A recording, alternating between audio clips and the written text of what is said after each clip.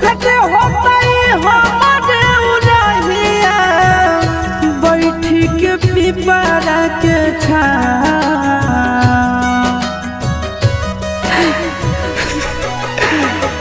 देखते होता हमारे उड़हिया बैठी के पिपरा के रुक रुक रुक अरे टरेनिया रुक रुक रुक रे टरेनिया ले ले चल जनुआ के गाँव रुक रुक रुक रे टरेनिया।